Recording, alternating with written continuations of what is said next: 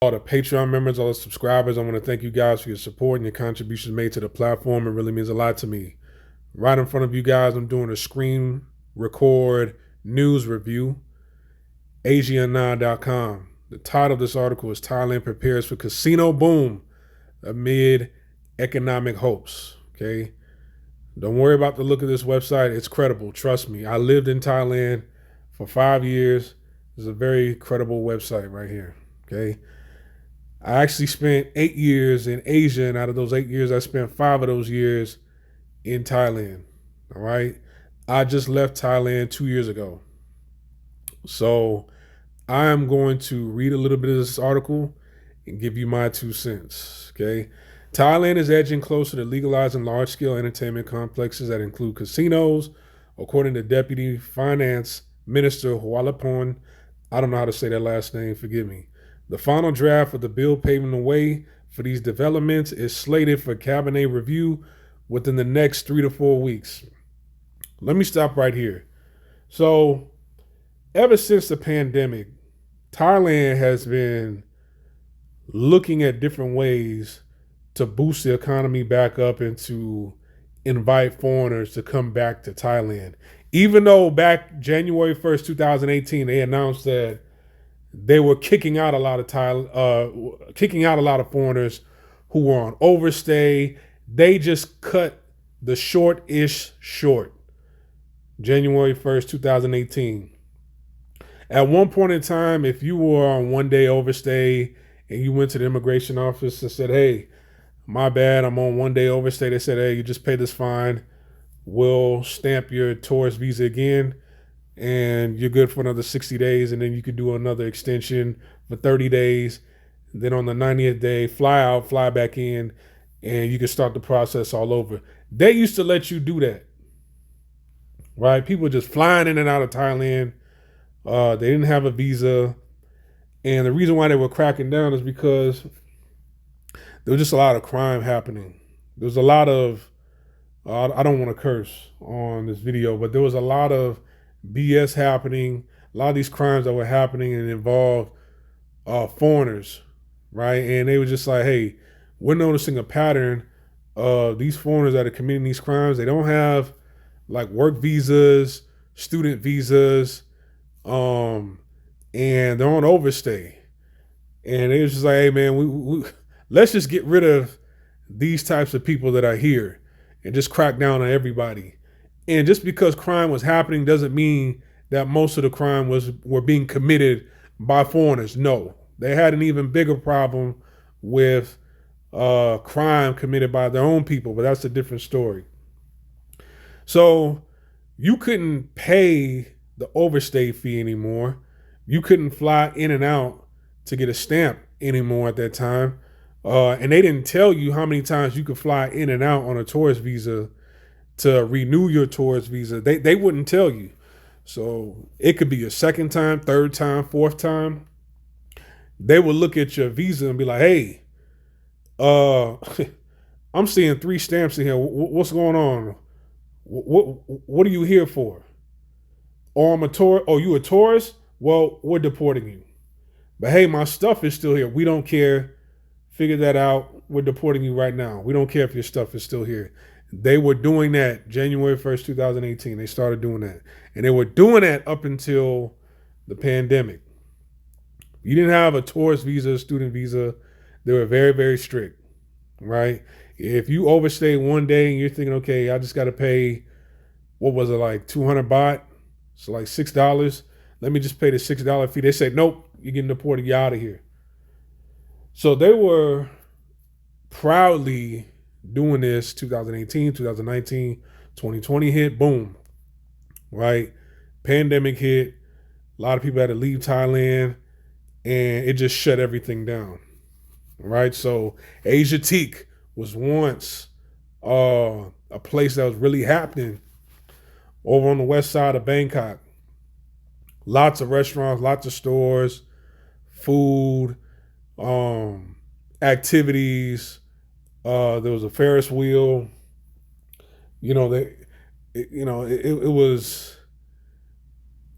a fun place that night. It was a great place to take your significant other on a date. When I got back in 2022, gone.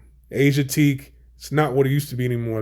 They have like a handful of restaurants now, but all those other stores that made, those other shops that made Asia Teak, empty. Hui Kwong, right behind Esplanade Mall. Night Train Market, gone. I know there's another night train market over there in the Bangla area that was pretty big. Gone.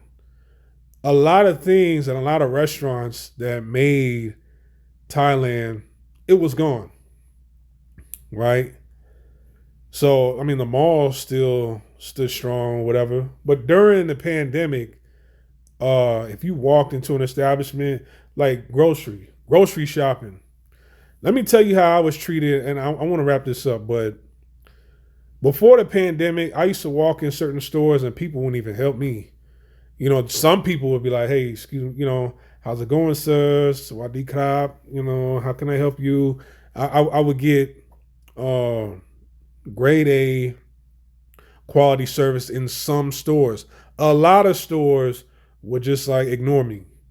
And if I needed to ask somebody a question and I approached them, oftentimes I would get I don't know. I don't work in that department. Go ask somebody over there. That kind of treatment.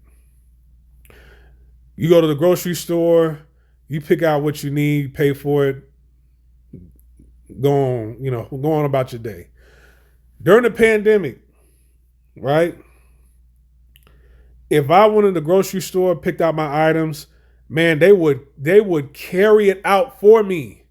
As soon as I walk in, they're bowing in the front, carrying my groceries for me throughout the store, and then want to carry it out to the taxi so I could leave, or carry it out to the motorbike.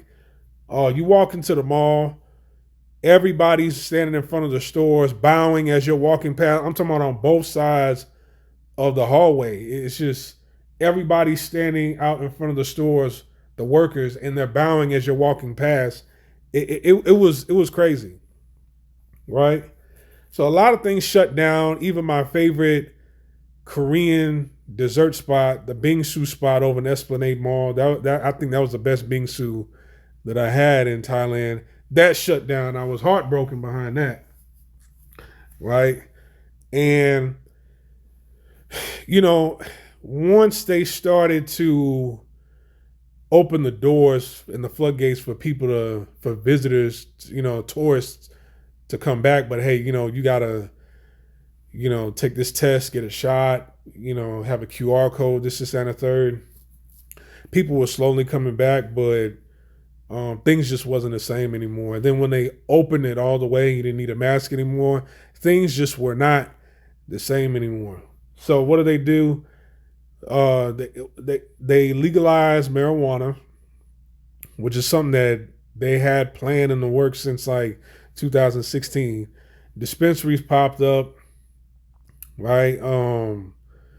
They're trying to attract more people to come over, right? So dispensaries pop up. They had a concern. People had a concern with that, but they legalized it. Now they have these casinos. Okay. I think, me personally, I think like for any anime watchers, for any anime people who watch anime out there, they're turning Thailand into Rwanapur. If you know anything about Rwanapur, that was the fictional version of Thailand in the anime The Black Lagoon. Okay, and I advise you, if you're an anime watcher, watch that anime. All right, they're turning that slowly into Rwanapur from Black Lagoon. I think this will increase, and I hate to say it, I think this might increase the people unaliving themselves. You're gonna have people that want to end up going broke, bankrupt. It'll lead to addiction. I remember, when I was in university in Thailand, there were a couple of students who did projects on like video game addictions and how a couple people they knew, and that's kind of a problem in Thailand, video game addiction. And, now you got marijuana vices where people might get addicted to that and lose everything. There were issues throughout the time I was staying in Thailand of alcohol addiction. You know, it got so bad because there was so many accidents and deaths on the road by way of accidents that they would only sell liquor at certain times. Right? You couldn't buy liquor whenever you felt like it if the store was open in Thailand. I forgot the times. I think it was only during like lunchtime. So it would prevent like after work. I don't think you could legally purchase liquor during hours where the normal average person is getting off of work in Thailand. I think that's what happened. You like in order for you to purchase alcohol, you would either have to order it online or during your lunchtime, if you're allowed to leave work, you can go to a liquor store, purchase some liquor, put it in your motorbike, and then, drive home, then open it when you got home. But like if the store opened at 10, I think that's when you could it was like between 10 and 12. Then from like 2 to 4, you could purchase liquor. Then 4 p.m. to closing, you couldn't buy liquor anymore because there was so many people who were losing their lives on the road in Thailand because people were drinking and driving and just so addicted to alcohol. So this might lead to addiction right here, gambling, corruption, adding casinos. And there's so many empty, unfinished project buildings in Thailand, especially in Bangkok, that they could turn one of those into a casino or find a plot of land to build a casino. But will they allow? Is it going to be separated like, hey, this is a Thai only casino or this is a foreigner only casino? So only foreigners and Thai women can enter here like they do with the clubs. I wonder how that's going to play out. Um, let's read a little bit more. While upon disclosed that 16 government agencies have contributed their insights on the proposed regulation which will accompany the final draft. The bill, initially drafted by a dedicated House committee, is expected to undergo refinement based on the feedback received. The casinos will occupy no more than 5% of the space within these complexes, which will also feature hotels and various entertainment facilities. Hualapong explained the project is seen as a major economic boost with potential investment estimated between 30 billion and 50 billion baht. Now here's the thing. Economic boost, right? Do you know how many times like let me rewind that. Do you know how many years Thailand was like the number one country to visit? I think it was separated between country and city. I believe Paris was the most visited city in the world, but the most visited country in the world was Thailand for years, right? It held that title, and I think it probably still holds that title to this day. At one point in time, man, how many million people did they say was come? I think it was like 40 million tourists were traveling in and out of Thailand every single year, or probably more than that, right? You imagine that each of these people, let's say they were spending like $2,000 each traveling into the country, spending that much money or if not more. That's a lot of money right there. Where did all that money go? Well, you're still trying to quote unquote boost the economy. I got to find that article years ago. I'll never forget when the Thai government, they spent millions of dollars building or just improving a man-made beach over in Pattaya, right? It was millions of dollars. Like once you broke it down, I think it was like 5 million US dollars they spent importing sand, palm trees, and things of that nature, right? Just to make it look nice. And I'm like, man, look. So the water is extremely dirty on that side of the coastline, right? Phuket is a little bit cleaner from what I've seen, but Pattaya, that water is extremely dirty. You know what I'm saying? Why don't you put more focus on like repairing the streets, the sidewalks, the blown out sidewalks, and the aesthetics of the city? You know, uh, refurbish and renovate like these buildings.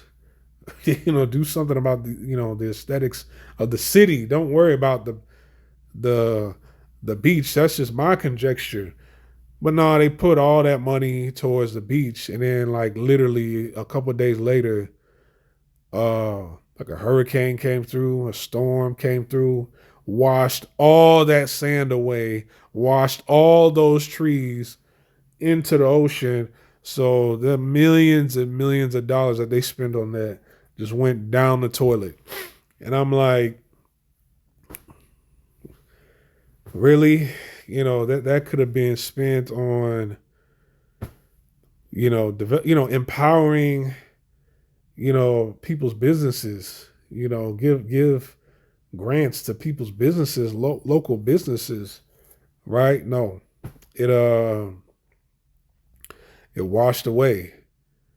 So I'm like, I look at it, I'm like, man, the money's here, but where's it going? Is that really any of my business? No, I'm just, somebody who used to be not only a tourist, but a student. Yes, I went to a college in Thailand and a worker in Thailand. Somebody who was a tourist, student, and a worker from the outside looking in is just giving his opinion, right? But I think it would lead to more addiction because now it's like people are going to be at the casino, people are going to lose their money. That might lead to random acts of violence, then people leaving out drunk, and then they're riding their motorbike. And that was a huge issue. Um, just the drinking and people getting into accidents. I remember one time I rented out a motorbike from this one guy, British guy, who owned this like they call it big bike rental spot. So you can rent out motorcycles and scooters. He mainly has scooters. So I rented out was that a Yamaha X Max? Was it X Max or a T Max? I think it was an X Max, the 300cc one. The N Max is 150. Is it X Max? Yeah, the X Max is over 300cc, and then the T Max is like 500cc, right? So I got me an all black X Max from this guy. We're talking. He was just like, "Yeah, man." It was just he's asking me how I'm doing. I'm asking how he's doing. He's just like, I mean, everything's going good. Besides, like, I love doing, I love my business over here. Providing scooters to people. But I'm having a problem just people getting drunk and then getting into accidents. He was like over the weekend, renting out a scooter to somebody, got drunk, leaving a scooter, got into an accident, rammed into somebody, a Thai person, he was drunk, unalived him on impact, got arrested, went to jail, destroyed the bike. It's, man, pay the money to get an Uber so you can get home safely, right? So that might cause more of that, and the government sees this, but it's like it's all these little things to attract more tourists, and I'm like,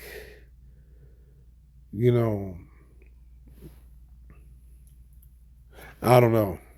It is. Does that make Thailand? Does that add on to the experience? Yes.